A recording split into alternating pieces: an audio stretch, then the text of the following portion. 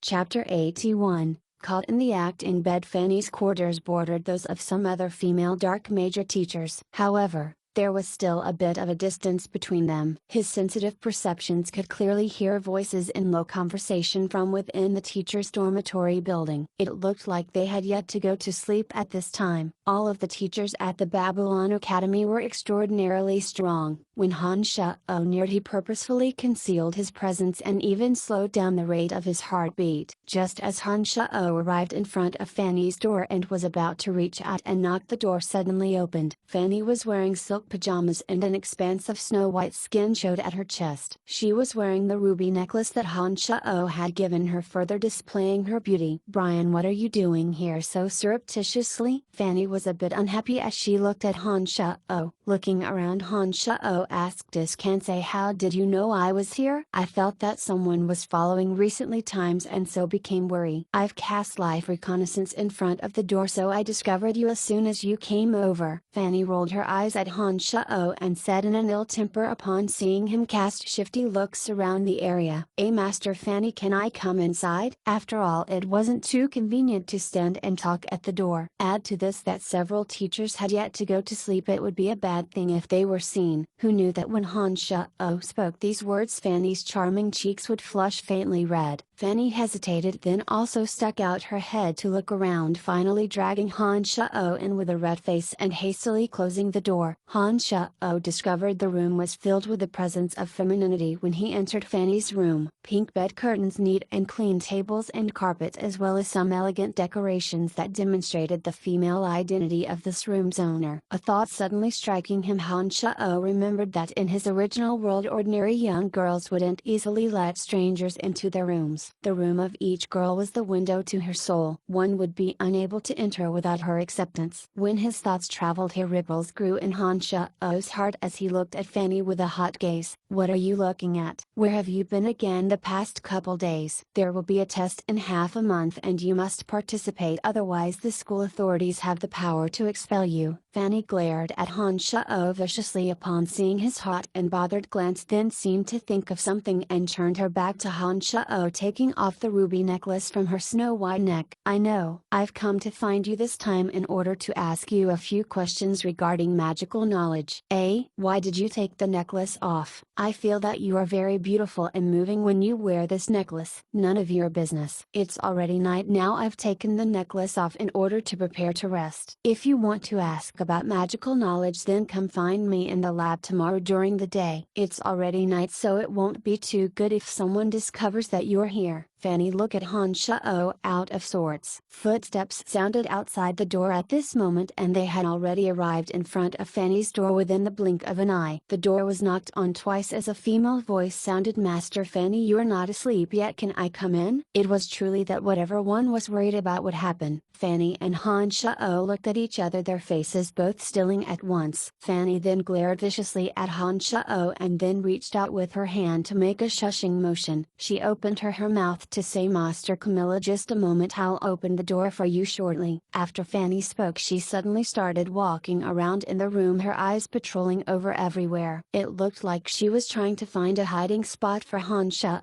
Fanny's room wasn't too big. There didn't seem to be a place able to hide Han Shao's entire body. In her anxiety, Fanny suddenly saw her room and pointed at it to Han Shao, her charming face full of joy. Seeing that Fanny was so anxious, Han Shao shrugged his shoulders and followed her wishes, standing up from the side of the table and walking towards her bed with the pink bed curtains. He hopped onto Fanny's bed with a whoosh, an expression of great enjoyment showing on his face. Having walked to the door, Fanny was about to open the door when she was extremely surprised. After turning her head, her mouth opened with no sound. Her right hand pointed frantically at the bottom of the bed. It looked like she'd meant for Han Shao to hide beneath the bed, but Han Shao had gotten the wrong impression and actually already gotten on the bed that she'd never allowed strange males to touch before. "Master Fanny, hurry and open the door." Camilla stood in front of the door and could already see from the light that Fanny was at the door. She opened her mouth and hurried. Fanny, lying sideways on the bed, a wonderful fragrance wafted around him. Han Shao ignored the anxious Fanny giving hints by the door and smiled as he undid the bed curtains, taking Fanny's nicely scented blankets and covering his body. Fanny gritted her teeth angrily with regards to Han Shao's actions curtains, but Camilla's continued hurrying in front of the door left Fanny no other choice but to open the room door and pretend to be calm. She smiled and responded, "Master Camilla, how come you've come to find me so late at night?" Camilla was an adept mage of the Dark Major and was already middle-aged. Her looks could only be described as ordinary. When she walked into Fanny's room, she automatically sat down next to the table and said, "Your Necromancy Major actually won out over the Light Major through the trials of the Dark Forest last time. This has given us a lot of face. Our Major will be heading out for our trials shortly. I'm here to ask you for tips and tricks." "What tips and tricks?" "Our Major only managed to hunt down those magical creatures last time simply because we were lucky." "Master Camilla, you've been in the Dark Major for many years and have taken the students out on many outings. You should be very experienced. I think you're asking the wrong person by coming to me." Fanny felt uncomfortable with Camilla in the room, deathly afraid that she would discover Han Sha'o's presence. The more she worried, the more her gaze flitted to the edge of her bed. She continued to keep an eye on the movements on her bed, afraid that Han Sha'o would emit some sounds and arouse Camilla's attentions. "Master, Fanny's bed curtains are very pretty. Where did you buy them?" Camilla suddenly stood up and unexpectedly walked towards Fanny's bed, her eyes staring at Fanny's bed curtains, and an expression of extreme interest appeared on her face. Her heart shuddered as Fanny quickly closed the distance, arriving before Camilla and sat down to block the former's line of sight. Her spine ramrod straight, she hastily said, "From the Mier Decorations shop. If Master Camilla likes them, then you can go buy them as well. 1 gold coin should be enough."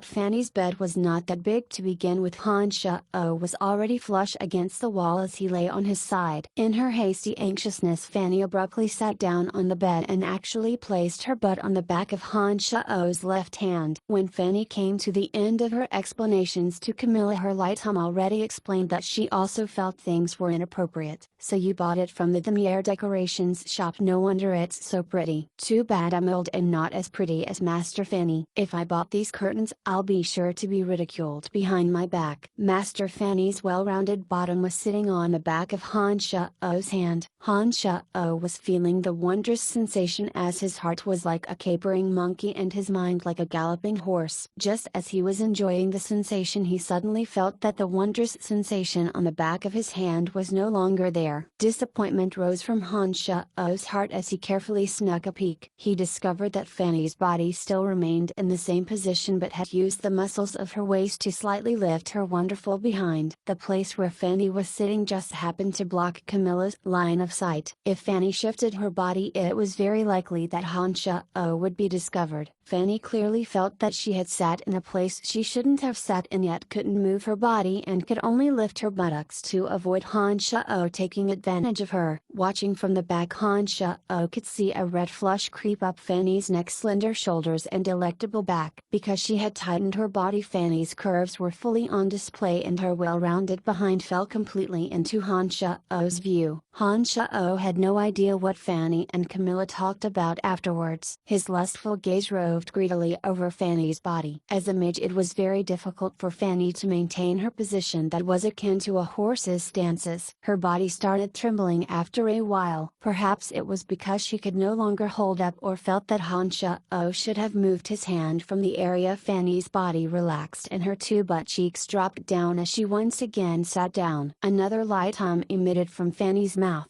Han Sha'o had flipped his hand from the back to his palm facing up. His fingers curled vaguely from the pressure of Fanny's buttocks, curling into the space between them, immediately causing Fanny to cry out slightly as she couldn't bear up beneath it. "Master Fanny, are you alright? Your face is so red and your body is trembling so. Are you sick? Let me take a look for you." "No, nothing much. If you don't have any other matters, Master Camilla, why don't you leave?"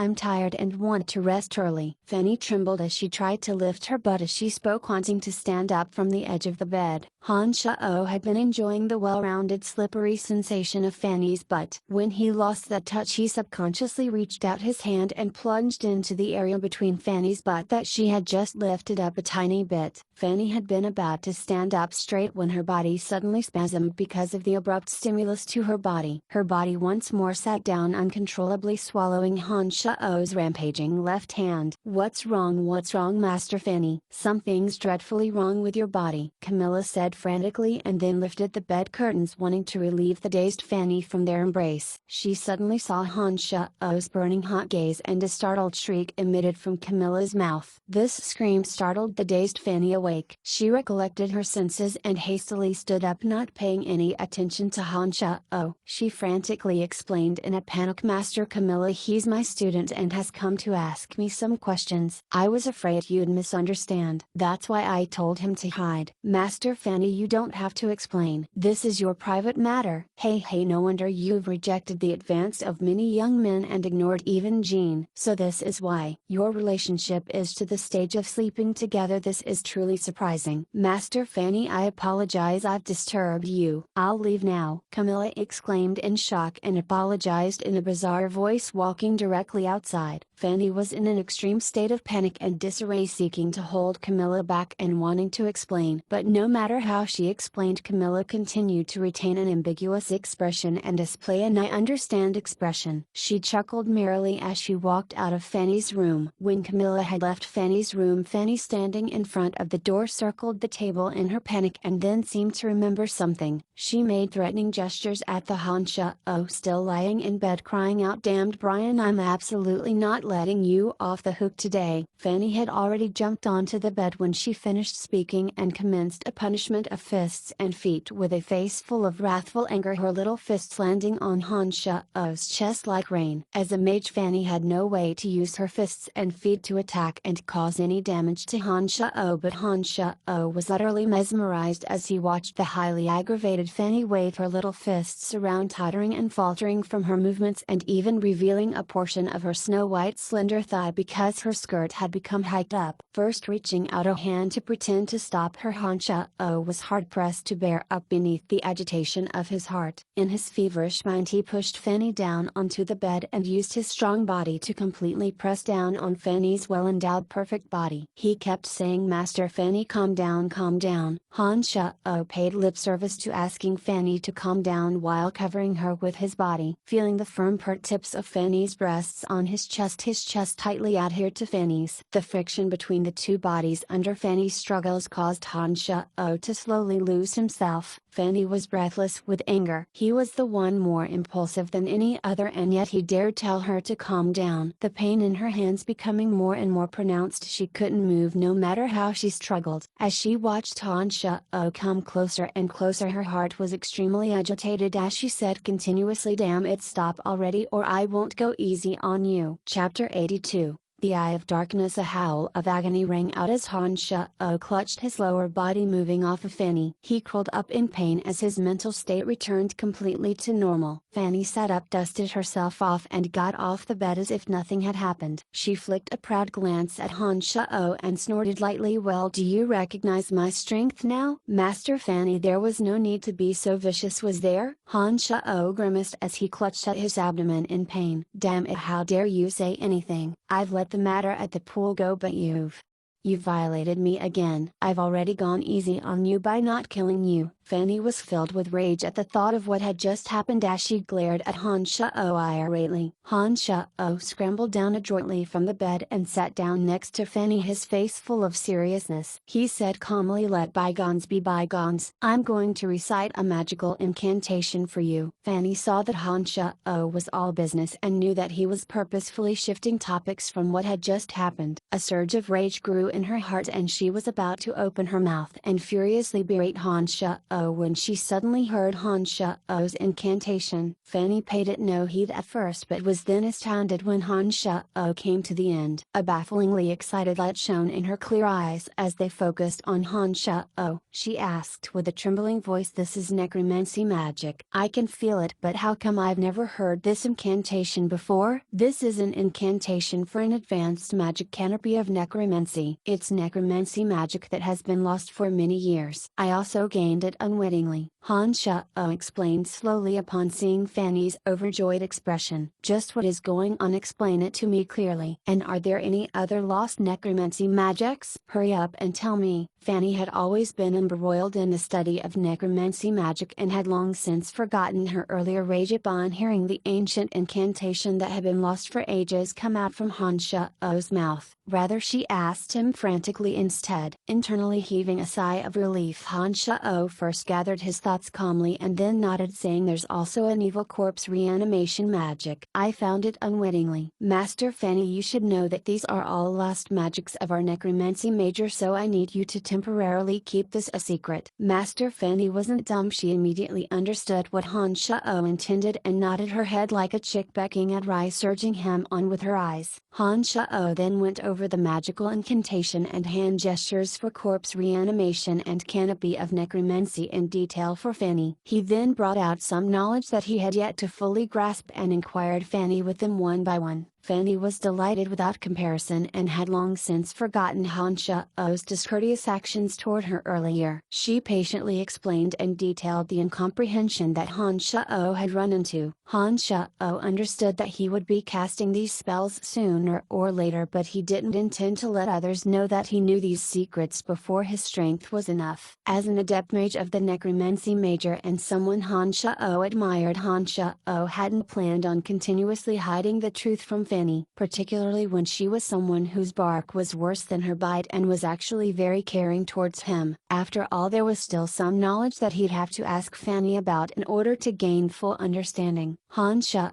stayed in Fanny's room and talked until the middle of the night, unbeknownst to both of them. The previously excited Fanny started yawning successively, then discovered that it was late. Fanny covered her mouth as she yawned and said lazily to Han Shao, it's late, I'm going to rest. I've explained these questions to you, so you should return to the dorms and rest too. Oh right, you haven't ever stayed in the dorms I've arranged for you, right? Nodding, Han Shao got up and walked to the door. Just as Han Shao was about to push the door open and leave, Fanny suddenly said, Brian, don't think I've forgotten what you've done to me. However, if you can apply yourself to your studies and graduate early from the necromancy major, perhaps I will forgive you. Han Shao started halting in front of the room door and turned his head to see Fanny looking at him with expectation. Her expression was grave as she said seriously, Brian, with your talent this shouldn't be difficult. As long as you're willing to work hard, you're sure to become a very strong necromancer, and then you'll be able to get everything you want. Does that include you, Master Fanny? Han Shao asked subconsciously. Fanny's heart trembled as she looked at Han Shao leering at her. Her cheeks suddenly reddened and she became irate, admonishing, get out, scram, you sex-crazed bad boy. His heart full of joy, Han Shao felt that Fanny seemed to be a bit interested in him. From their recent conversations he could tell that Fanny had certain expectations for him. He thought carefully and suddenly understood. He realized that if he wished to gain Fanny's heart, his current strength and status were truly a bit unrealistic. Don't worry, I'll work hard. You'll see soon, Han Shao whispered as he paused in front of the door, then quickly left in the darkness. After he departed from Fanny's room, Han Shao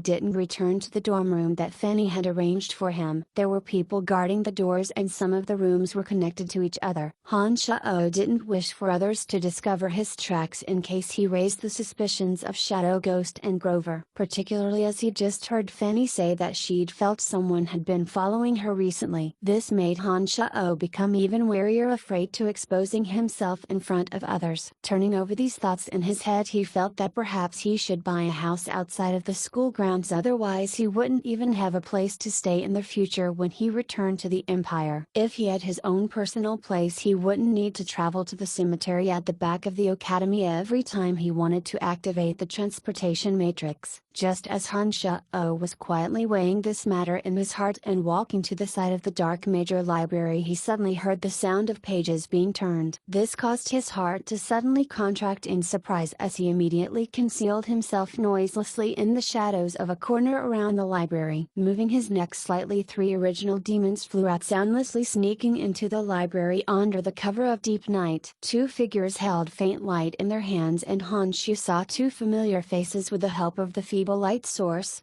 The old mage duke and the senior knight Eric. Han Shao had originally received the round green ball that opened the cemetery of death from these people in the cemetery in the mountains behind the academy. The confident Eric had thought that Han Shao would be dead without a doubt after his fighting or imbued slash. Thus, he hadn't checked Han Shao's body. After a few months, Han Shao hadn't thought that he'd see these two again in the Dark Major Library. Be careful. Strong people are abound in this Babylon Academy of Magic and Force. Don't alert others or we'll be in big trouble. Duke immediately admonished lightly upon seeing Eric flipping through pages with large motions. We still haven't discovered if the books of the Necromancy Major have no record of anything to do with the Eye of Darkness. Eric flipped pages with a softer hand as he complained in a low voice. The Eye of Darkness is the key to opening the Cemetery of Death. We finally obtained it after a great deal of effort. To think that it would suddenly disappear. When Dylan died last time, the item was no longer on him. We went back to his place and searched all of it but still found nothing. Why would that item suddenly disappear? This is strange indeed. The Babylon Academy of Magic and Force has many books regarding necromancy. Perhaps we can find some clues. Otherwise we can't afford to be targets when the higher ranks throw the blame around. Duke glared at Eric and said lowly, on the outside, thanks to the original demons eavesdropping, Han Shao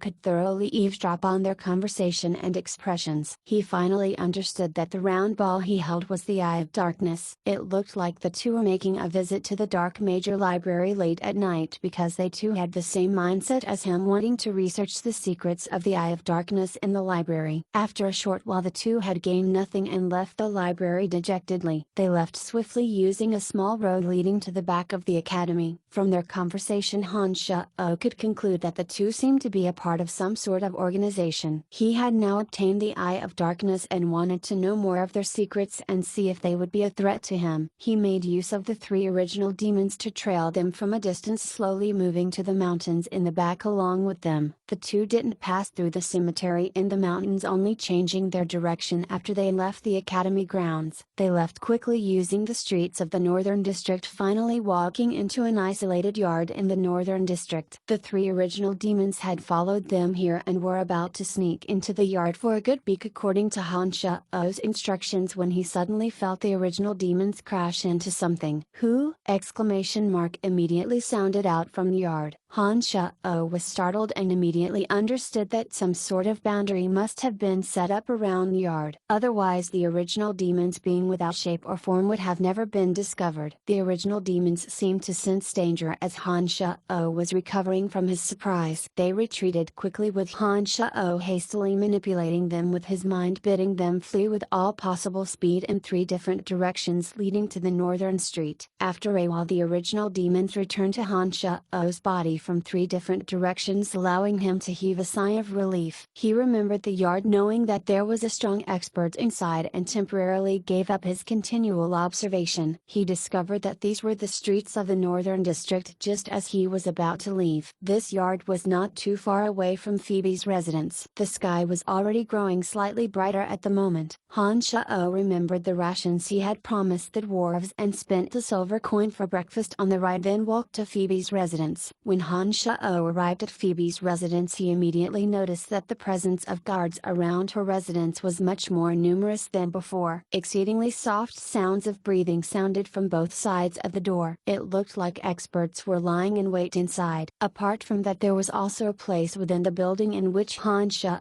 couldn't feel the flow of air. This let him know that a sort of field or barriers had been set up inside. Han Shao knocked lightly when he arrived on Phoebe's doorstep. Someone swiftly arrived as soon as he knocked, but didn't directly open the door, asking softly behind the door instead, "Who is it?" "I'm called Brian, here to see Miss Phoebe." Han Shao stood outside the door and said softly, "Please wait a moment." The person inside responded as another set of footsteps quickly faded away. After a while, two sets of footsteps could be heard from the other side of the door. "Is it Brian?" Fabian's voice rang out through the door. "It's me," Han Shao responded. Sighing in relief, Fabian instructed, "Open the door." "It is indeed Brian." The doors were opened to reveal Fabian standing beside two swordsmen who wore silver armor. Their faces were weathered and coarse, bearing the traces of many years of standing beneath the wind and sun. It looked like they were two experts. "Hurry and come on in. I haven't seen you for 10 days now." Phoebe often mentions you around me, saying that we'll forego a lot of hassle with you on our side and your extraordinary reflexes." Although a smile appeared on Fabian's face, he was obviously quite wary. "It looks like life hasn't been that easy for you. Last time I was here security wasn't as tight as it is now." Han Sha-oh swept his gaze over Fabian as he teased him. Sighing lightly, Fabian said, "Don't mention it. Since the banquet, Miss Phoebe has been the victim of assassination attempts 3 times in the past 10 days. Each has been more vicious than the last. These people are from the Battlefire mercenary band. Miss Phoebe has spent a lot of money in order to hire them, but in the last couple of days they've had 3 of theirs injured and 2 dead. It looks like Grover is starting to become anxious, but our circumstances have become more and more dangerous." They walked towards the main hall. As they talked, Han Sha-oh could sense 2 more mages and 1 warrior in the corners of the surroundings. They seemed to be exceedingly strong. With so many experts protecting her and Phoebe's strength as a sword master, Grover and Shadow Ghost's people must surely be extremely frightening with such a high number of casualties. 3 original demons once again flew out soundlessly from the back of Han Sha-oh's neck. They avoided the boundary that the Battlefire mercenary band had set and hid in 3 different parts of the room, silently observing everything around them. After a while, Phoebe walked in with a tall beauty with fiery red hair pinned up in a ponytail. The girl's skin was copper colored and her body was tall, athletic and buff. Her breasts, butt and body were large and she wore a broadsword on her back. She too looked like a swordsman. "Brian, it's good to finally see you again." "This is great," Phoebe said in surprise as she looked at Han Sha-oh. "Phoebe, this is the magical Brian that you've talked about?" The athletic girl with the fiery red hair looked at Han Sha-oh skeptically as she spoke. "Yes, Candace. Let me see if he's as amazing as you say." Candace snorted lightly as she pulled out the broadsword behind her in one movement, suddenly slashing downwards at Han Sha-oh. When the broadsword was unsheathed, red flames immediately crept up onto the surface of the entire blade like a red dragon's breath. It looked like she was also a mage swordsman. Chapter 83,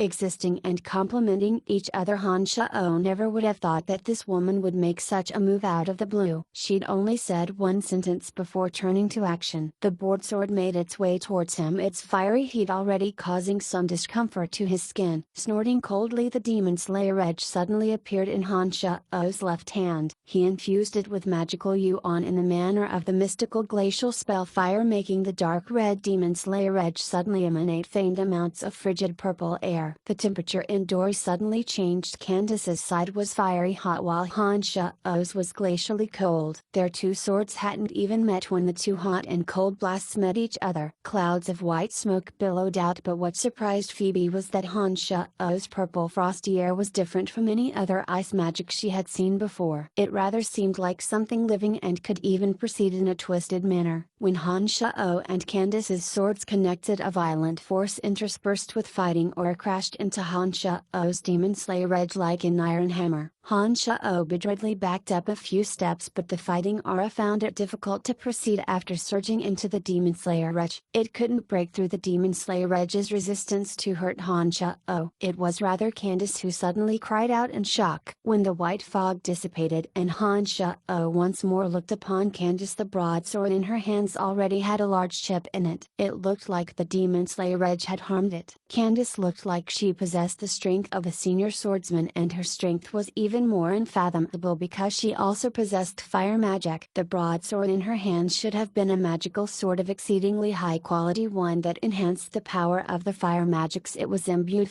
with. Who would have thought that such a good quality sword would immediately be marked by Han Sha-oh's? Just as Candace looked at the broadsword in her hand with a look of shock and anger, seemingly wanting to pursue a fight, Phoebe, standing off on the side, suddenly spoke up. "All right, Candace, Brian's forte isn't his brute strength. I've already said his amazingness comes from his extraordinary senses. He ruined my magical sword." Candace first glared at Han Sha-oh and then complained to Phoebe. "Silly, you were asking for it. If you don't improve your brash temper, you'll suffer from a lot of disadvantages in the future." Phoebe flicked a resigned glance at Candace and tried to speak a few words out of good fault will. As her beautiful eyes looked over Han Sha-oh, Phoebe displayed an exceedingly interested expression. She exclaimed in astonishment, "Is this the weapon you wanted to forge? Can I have a look at it?" "There's nothing to see, it's just a bit sharper than ordinary weapons." Han Sha-oh put the Demon Slayer edge away without a change in expression, only smiling at Phoebe once he'd put it away. Huh, Grinch, Phoebe exclaimed softly and then pointed at Candace, introducing her to Han Sha-oh. This is the vice captain of the Battlefire mercenary band, Candace. She's a friend that I've known for a while. Although her temper is a bit brash, she's a nice person. Don't mind her. Nodding, Han Sha-oh flicked a glance at Candace, smiling. I won't mind, but I hope she doesn't hold a grudge. Hey, it's just a magical sword and it's not completely broken. I'm not that miserly. Phoebe, you chat about your private matters. I'll go guard the door outside. I hope that damned Grover will come to his senses. Candace glared at Han Sha-oh with disdain and then walked outside with look of heartache on her face as she looked at the board sword in her hand. As he watched Candace walk out of the room, Han Sha-oh felt that although this girl was a bit hot-tempered, she wasn't the petty grudge-holding sort. Otherwise she wouldn't have left so easily. I've come to purchase some rations from you and would like to ask you to find a secluded residence for me. It doesn't have to be big as long as it's guaranteed that no one will find me easily. Han Sha-oh didn't conceal anything as he looked at Phoebe directly, speaking frankly. No problem. How much food do you need? Phoebe was quite decisive and didn't hesitate at all. She agreed first and then asked how much food was needed after. Roughly enough for 100 people to weather the winter, Han Sha-oh responded. Phoebe looked at Han Sha-oh oddly as soon as he'd spoken. When he started to feel completely uneasy from her gaze, Phoebe asked, perplexed, what are you going to do with enough winter rations for 100 people? Are you planning on leaving the Empire? Shaking his head dryly, Han Sha-oh knew that she would be suspicious. He said, don't think too much. I'm helping friends resolve a difficult matter. I won't leave the Empire in the short term without getting rid of Grover first. There's no problem regarding the food, but you'll have to give me a few days to prepare it. As for secluded residence, I advise you to not live alone outside for the time being, because Grover and the members of Shadow Ghost have continuously viewed you as a thorn in their side. If I look for a residence for you through my means, that may enable Grover to pick up a few clues. If you don't mind, you can stay here at my place for now. This way we can help each other as well. When the threat of Grover is neutralized, I can leave this house to you and we'll return to the guild again. What do you think? Phoebe thought for a moment and looked directly at Han Sha-oh. Han Sha-oh thought carefully about Phoebe's suggestion and felt that what she said did make some sense. However, he was less enthused about accepting the house. After all, even if the threat of Grover was eradicated, there was still a threat if an enormous killer organization like Shadow Ghost knew of his hiding place. I know what you're worried about, so don't worry. As long as Grover is eliminated, I have ways to ensure that Shadow Ghost will never make trouble for us again. I've formally taken control of the guild lately and am collecting evidence on Grover's crime. Grandpa Andrew is also fully supporting me. Grandpa Andrew has even found the tracks of Old Thing, Grover's mistress. He's already sent men to take the items back. I think Grover is even more frightened than us right now. Phoebe spoke words of comfort upon seeing Han Sha-oh's brow knit into a frown. Nodding, Han Sha-oh said, then all right, I'll stay here for the time being. I'll leave after the threat of Grover has been removed. That's great. With you here, those damned assassins won't be able to ambush us. Phoebe was overjoyed to see Han Sha-oh agree. Phoebe then let Fabian arrange a room for Han Sha-oh. Han Sha-oh's room was also very spacious with all of the daily amenities present. It was separated from Phoebe's room by only one wall. Han Sha-oh sat cross-legged on the bed at night and started circulating his magical yuan, practicing magic as usual. Han Sha-oh's magical realm had now reached the molded spirit level. This level was a process that unlocked the potential of the brain. As long as he made it past this level, Han Sha-oh's memory, comprehension abilities, and observation skills would all increase enormously. His mind would be much smarter than an ordinary person's. Except because this level was a type of awakening the mind's potential, it was particularly risky. One misstep could result in the mind sinking into a state of befuddlement, moving completely according to instinct. If it was serious, then the practitioner might lose their memories or have a split personality even after recovering from that state. Sitting on the edge of the bed, Han Sha-oh's head was enveloped by a cloud of black light. It was like a cloud of black lightning had encircled Han Sha-oh's head and was continuously releasing incredible amounts of lightning. This status was maintained for who knew how long. Han Sha-oh breathed out lightly and stopped training with a sense of trepidation. After learning the horrors of the molded spirit realm, Han Sha-oh himself proceeded with all due caution. He always chose the most quiet conditions to train and didn't dare let any outside outside matters disturb him. After he stopped training, Han Shao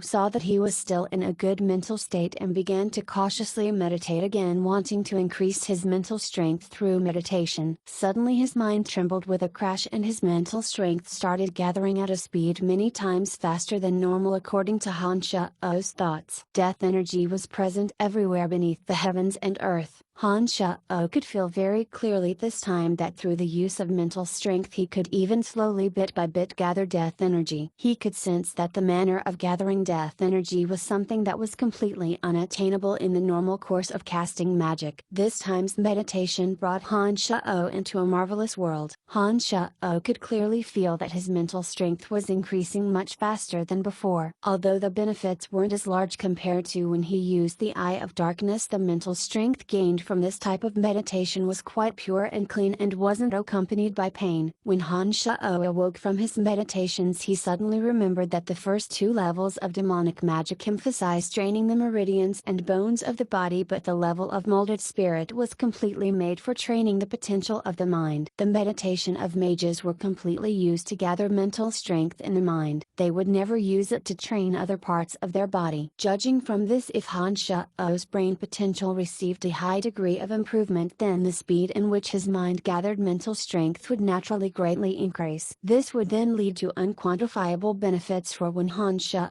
practiced his magic in the future. Indeed, it looks like the same evil methods of training from two different worlds can complement each other. It looks like even without the Eye of Darkness, the amount of mental strength I receive from meditating is much more than that of ordinary mages. Han Shao was gladdened and murmured to himself, "Phoebe, do you like this brat?" At this moment light sounds of conversation floated in from next door. This house's soundproofing was good to begin with. If it were any other person, they absolutely would have been unable to clearly hear the conversations from the other rooms through the wall, but Han Shao wasn't an ordinary person. The perverseness of the sensitivity of his ears allowed him to clearly hear the murmured conversations of the two girls in the dead of the night. "Candace, what nonsense are you talking? Brian's helped me a few times. We're just friends who fight side by side." Phoebe had lowered her voice to the utmost and argued, "I don't think so. If it's just friends who fight side by side, then how come you keep defending him and give him such high praise? I just think you treat him a bit differently, that's all. Has something happened between you two? From my high experienced instinct as a mercenary, you absolutely treat him differently from others." Candace's voice was suffused with thick mistrust and seemed to speak quite professionally. "Really, there's nothing. We've been friends for so many years. Would I lie to you?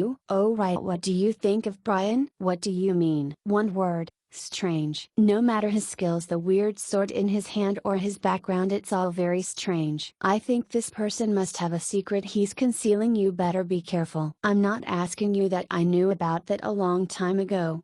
Why would I need you to remind me? I'm asking you, how is he as a person?" Phoebe's tone was odd as she asked again. "Huh? And you say you're ordinary friends? I don't see you caring this much about your other friends." "His looks are okay, but he isn't handsome or charming either. I haven't come in contact with anything else, but according to your descriptions he doesn't seem like much." Petty profit-seeking and sex-craved don't seem like pros. Han Shao heard everything they were discussing and was cursing Candace inwardly when the three original demons in a further location suddenly sensed the approach of assassins. There were 10 assassins this time. One of those in front was dressed in all black and his body was hovering in midair. It looked like he was at least of the Archmage level. Through the vision of the original demons, Han Shao could see that Grover had also appeared in the distance. His face was gravely cautious, and the experts by his side, such as Ellis and the others, were all part of this time's operation. It seemed that Grover was betting everything on a single cast of the dice. He was planning on making it difficult for Phoebe to escape this time. The three original demons slowly changed their directions according to Han Shao's instructions. They carefully avoided the area covered by the Archmage's mental strength and carefully felt out the strength and numbers of those coming. It was the wee hours of the morning at this moment, and the guards were in the heavily fortified northern part of the city. This needed a few minutes and was when security was most lax in the entire northern part of the city. It seemed like these people had already carefully scouted out the conditions here. Han Shao measured the strength on his side and he felt that the odds were stacked against him. He could no longer pay attention to Phoebe and Candace's conversation. He rushed out of his room with the fastest possible speed, kicking the door to her room open with his foot and rushing inside with no reservations for anything whatsoever. Chapter 84.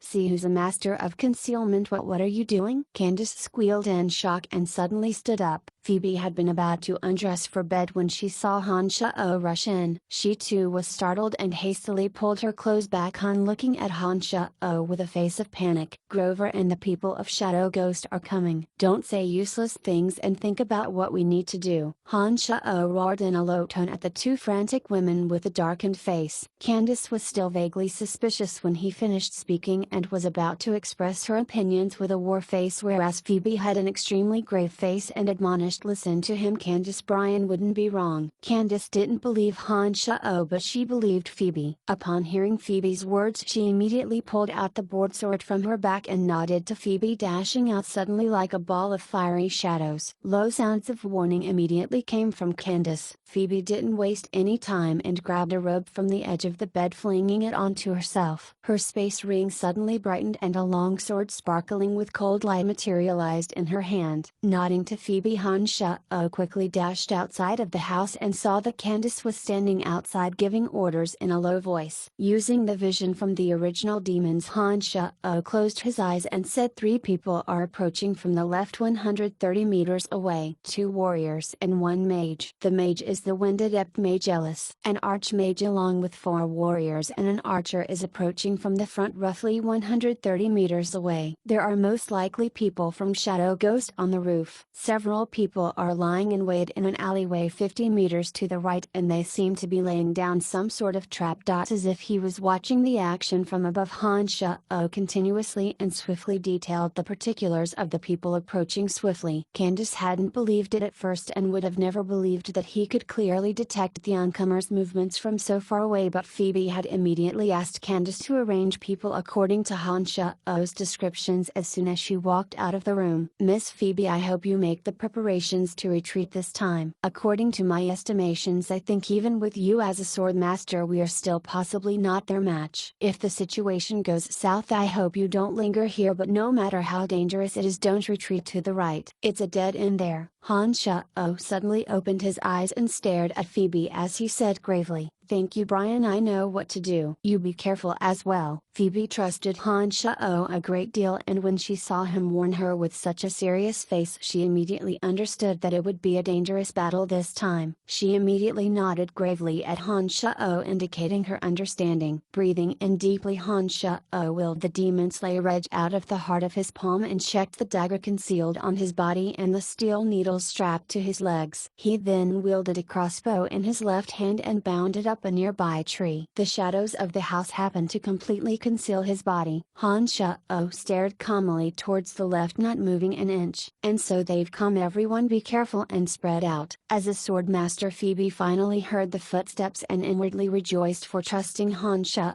She cast a gaze at Candace on her side. It was only now that Candace looked in shock at the Han Shao who was concealed in the shadows. She had never thought that Han Shao would truly be this amazing. Not only could he detect movement from a distance of 100 meters, but it was as if he had a pair of eyes in the sky, thoroughly deducing all of the enemy's movements. Candace was a mercenary who had experienced hundreds of battles after all. After a short duration of shock, she looked at Phoebe and the two of them leapt up together. The two of them concealed themselves on either side of Han Shao and also hid in the shadows.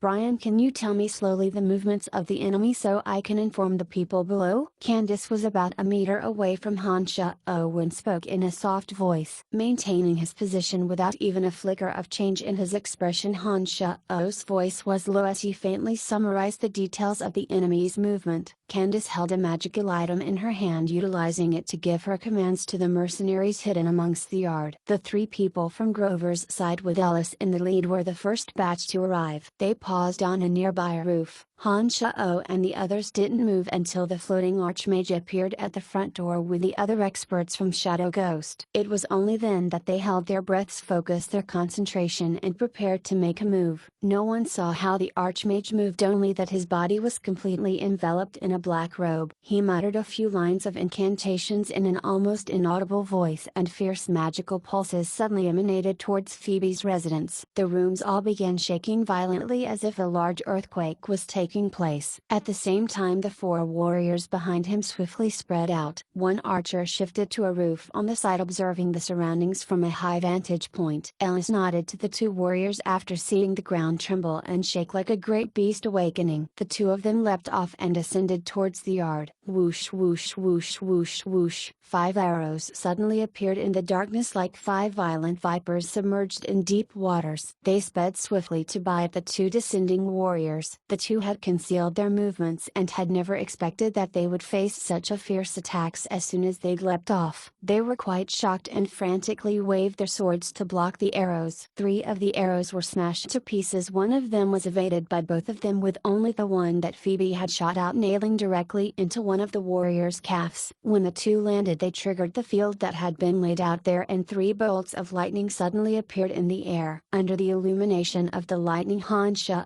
could clearly see multiple strands of metal wires thin as hair tangled together. When the two landed, their ankles were caught in the metal wires. The lightning crept amongst the metal wires, turning the area into a brilliant silver net with strong electricity flowing through it. The two people's bodies spasmed as they emitted ghastly howls. The one who wasn't injured quickly reacted after being electrocuted and thrust his sword out to cut through the metal wires and escape. The other one with an arrow in his calf foamed at the mouth, and his hair was a burn mess as he slowly fell down into the metal net. This is bad, an ambush. Ellis had been about to descend like the others, but suddenly cried out upon seeing the two warriors had been hit, raising a hue and cry to warn the shadow ghost killers who were attacking from the front. The door cracked into 4 or 5 pieces with 2 loud cracks, and 4 warriors dressed in black came rushing in. They started searching the 2 sides of the yard. The archmage floated into the yard. The magic staff in his left hand was wrapped in his long black sleeves. The rooms on the sides started collapsing from the severe earthquake in accordance with his motions. Out of those of the battlefire mercenary band lying in wait in the neighboring rooms, 2 directly died from the impact of the collapsing house. There were also 3 who had no choice but to rush out as well. They all held their weapons and stood in the yard. Han Shao took a quick look and noticed that there was only a senior swordsman, a thunder journeyman mage, and an archer left. The archmage waved the staff in his hand, and a large surge of magic once again ripped outwards. 3 earth dragons suddenly erupted out of the earth like pistons of ice, slashing towards the 3 battlefire members who had appeared. The senior swordsman and journeyman mage evaded in time, adroitly dodging to the side before disaster struck. The other archer raised his bow, gathered his concentration, and aimed at the archmage, but he didn't have the chance to release the arrow before the earth dragon rising beneath his feet crushed his chest. The strong force of impact immediately caused him to lose his life. Calmly controlling his breathing, Han Shao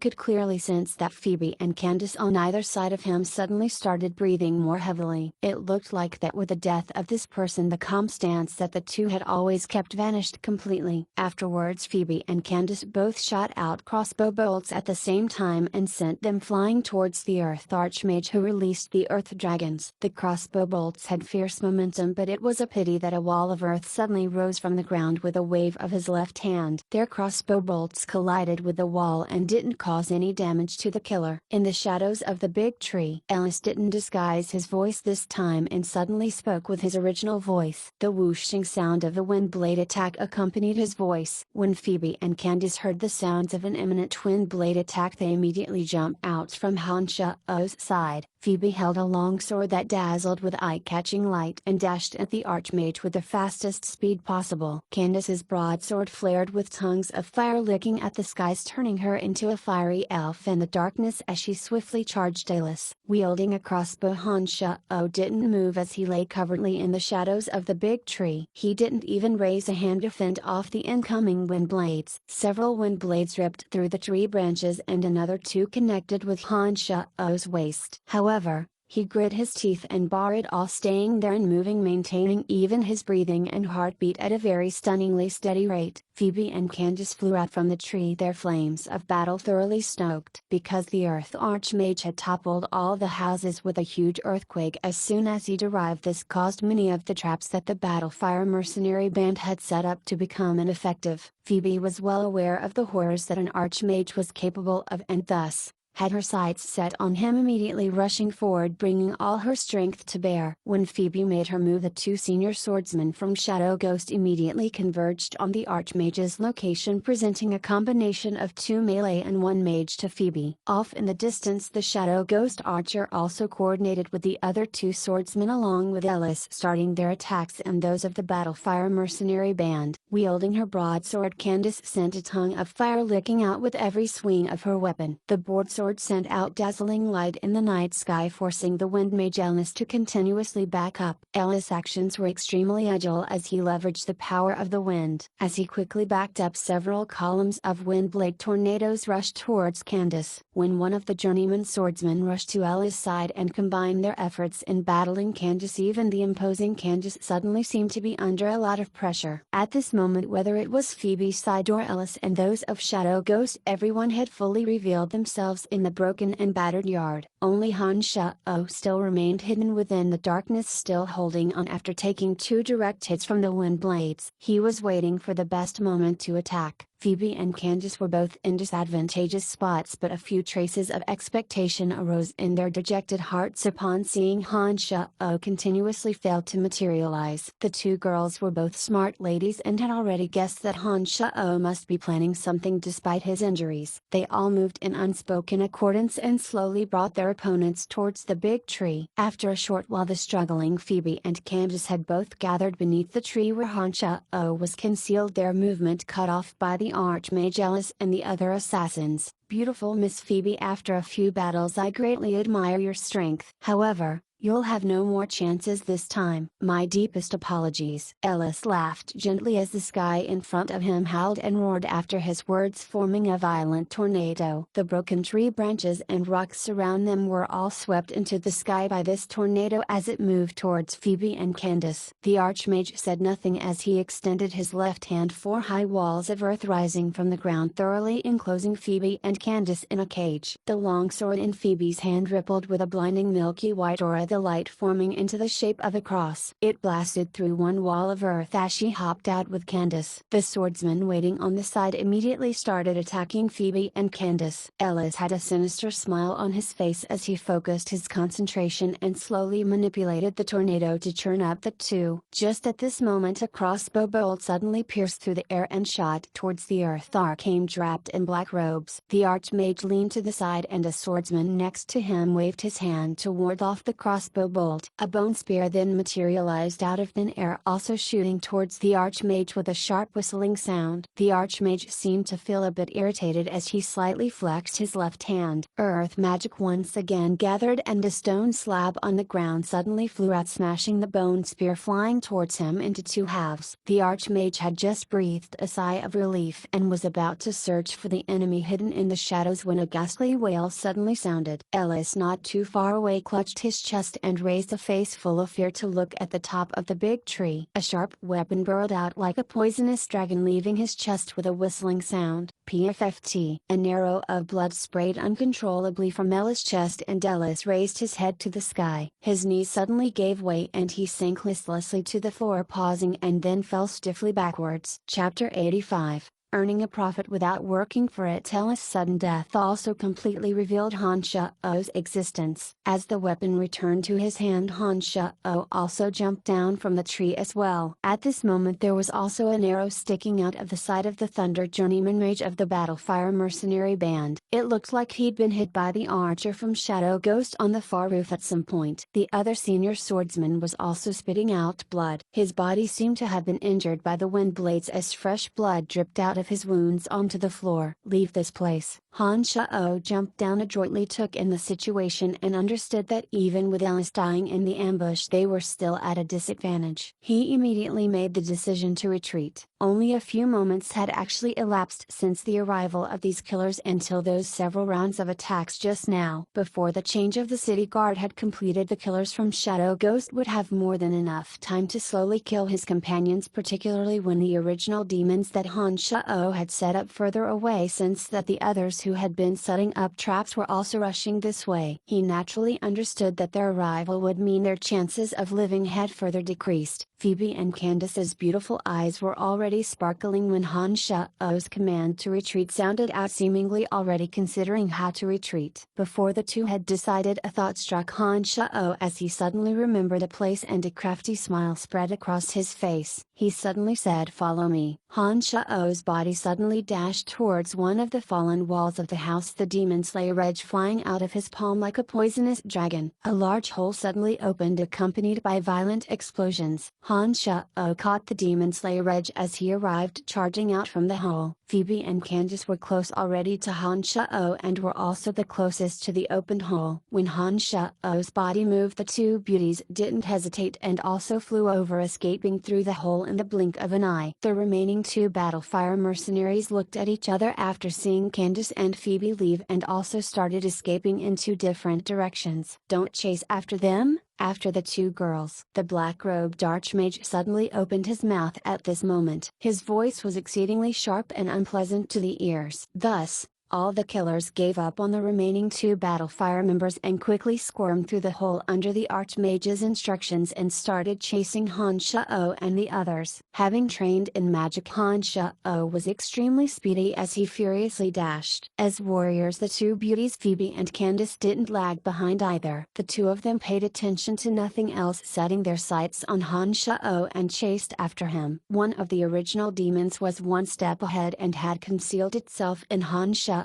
path. With an additional set of eyes up ahead, Han Shao would especially pick isolated areas to flee to as he threaded through various yards and alleyways. With the existence of the original demons, Han Shao could map everything into his heart and wouldn't take a single wrong path. Gradually, Han Shao's band of three slowly widened the gap between them and their pursuers by leveraging the terrain. A fork in the road suddenly appeared. One led in one direction in a more twisting and turning fashion, whereas the other was wider and didn't offer that many areas of concealment in the middle of the road. Following behind Han Shao, Phoebe and Candace were incredibly astounded by Han Shao's familiarity with this region. They watched as Han Shao used his knowledge of the land to leave their pursuers far behind them. When the fork in the road appeared, the two of them naturally thought that Han Shao would dash into the more twisty and turning road and use that opportunity to completely shake off their pursuers. They hadn't thought that Han Shao would suddenly stop and take out a black mask and cover his face, throwing another two at Phoebe and Candace, hurriedly urging them wear it. While Candace was still hesitating, Phoebe had already pulled the mask on without another word, covering her beautiful face entirely. Seeing that the pursuers had already appeared in the corner of the street, Phoebe rushed Candace. "Hurry!" Candace no longer hesitated after Phoebe spoke up. She frantically put on the mask and then took out another set of black night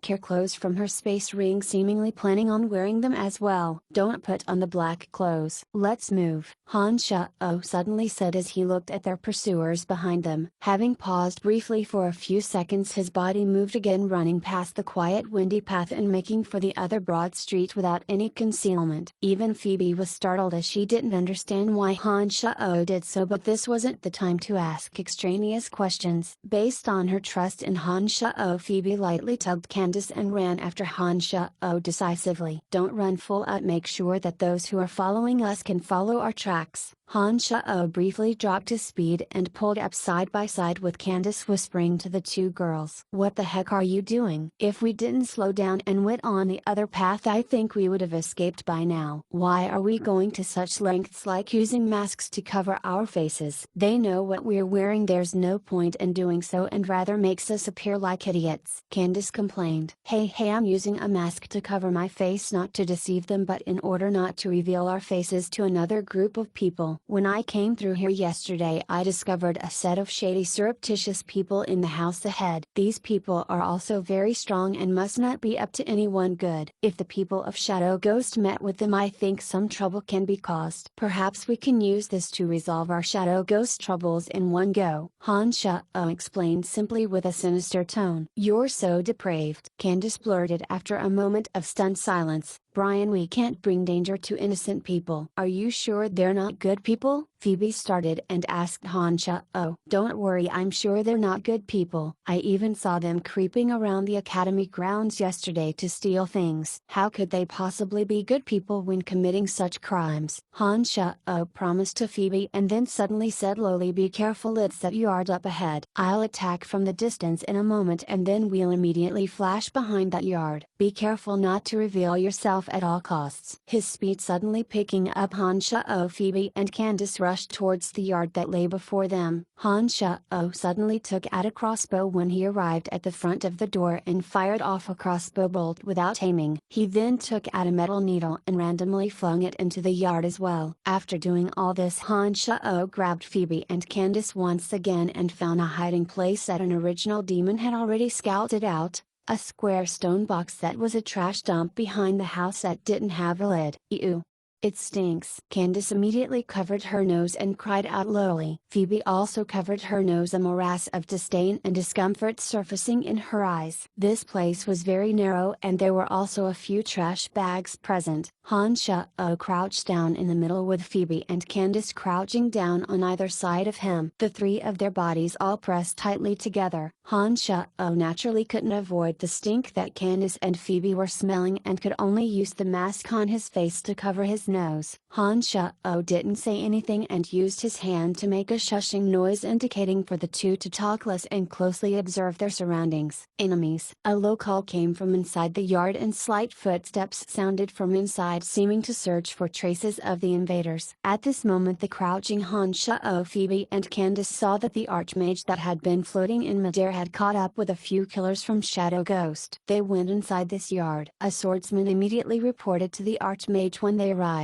The archmage nodded and waved the magic staff covered by his long sleeve. A strong magic pulse once again appeared suddenly and the earthquake spell that had been used on Phoebe's house once again showed itself in this yard. All the structures and buildings collapsed one by one as the archmage cast his earthquake spell. A noisy din of curses and yells suddenly sounded out from inside. Duke and Eric as well as some of the other people in the yard flared out their fighting aura and magic without a second warning, attacking the black-robed archmage. Duke also floated in mid-air. He was an archmage as well. An ornate magic staff accompanied the conclusion of his wind magic incantation as hundreds of wind blades formed a tornado churning towards the black-robed archmage and the other. The tornado made of wind blades possessed a frightening force. The sand, little rocks and small trees in its path were swept up and crushed to dust. "Damn it, why is there another archmage present?" Exclamation mark. "Grover didn't tell us about this." A shrill exclamation came from the black-robed archmage's mouth as he raised an earthen wall in front of him and hastily retreated. The swordsman from Grover's side and an archer from Shadow Ghost didn't react in time and were dragged in by the tornado. Endless rounds of ghastly screams rang out as the two were ripped apart in a mass of blood and flesh. They were transformed into a mist of blood and signs of life ceased to exist. After them, Duke snorted coldly and dashed out of the shambles of the yard with Eric and a few others chased after the other members of Shadow Ghost who had already started fleeing in the distance. Magics crashed against each other along the way as endless pilla sounds of explosion were emitted. Where are these people from? They're so strong," Candace murmured with a face of shock after they'd left. "This yard is in ruins and there's no one inside. We don't have to stay here anymore." Phoebe hastily jumped out and stayed far away from the stone box that had been used to store trash. Candace and Hansha walked out from inside as Hansha laughed lightly. At this moment the city guard should have finished changing shifts. "I wonder if these two groups of people will alert the guard." "You're sinister indeed. What should we do next?" At this moment Candace had started treating Hansha as the leader at some unknown time. Now that the danger had been resolved and he had brought Shadow Ghost and Grover's people a huge amount of trouble, she opened her mouth and asked Hansha, "Miss Phoebe, I think I may know where Grover's mistress is." At this moment Hansha suddenly opened his mouth. Her face showed an overjoyed expression. Phoebe looked at Hansha with a look of excitement and asked hurriedly, "Where is she?" follow me. It looks like we won't be resting much tonight. Han Shao shrugged his shoulders with resignation, took his bearings and led them to traverse the wide road, walking towards a dark and narrow path. Grover had revealed himself at the very beginning. When Ellis and those of Shadow Ghost had rushed into Phoebe's house, Grover had stayed in a house a short distance away and awaited the news. One of the three original demons had stayed by Grover's side, monitoring him. Grover left alone only when Phoebe's house had collapsed. He didn't return to the guild but boarded a carriage that had been prepared prior, saying to the groom, "Go to Kara's place, be careful." Han Shao had heard from Phoebe last time that Grover's mistress was called Kara. This was why he'd notified Phoebe and Candace. The three original demons would become harder to control if they were too far from Han Shao's side. When Grover had left, Duke and the members of Shadow Ghost on this side had just made contact. Han Shao's control over the original demon became more and more difficult as Grover's carriage rushed away. When Phoebe and Candace agreed, they immediately traveled at full speed towards Grover's location. The sky was starting to grow hazily bright when Han Shao appeared on the streets in the west of the city with Phoebe and Candace. Compared to the northern and southern sides of the city, it was dirty and messy here, with trash everywhere on the streets. A few beggars were wearing thin clothes in this frigid weather. They had curled themselves up and lay next to the piles of trash, seeming to want to obtain some warmth from the trash bags. To think that Grover with his status would come to the slums. He'd hidden his mistress away here, no wonder we couldn't find her. Grover is a difficult person to move against. All right. Phoebe frowned as she looked around and said lowly to Han Shao, "All right, this is the place. Follow me. I don't think Grover will be able to escape this time." Han Shao had seen through the eyes of the original demon that Grover had entered a dirty and broken house. He immediately circled past the piles of trash in front after speaking to Phoebe, darting into an alleyway in which flies and bugs danced in flight. Although they were disgusted by this place, Phoebe and Candace still grit their teeth and darted in after Han Shao. The two continuously flapped their hands, trying to shoo away the flies around them.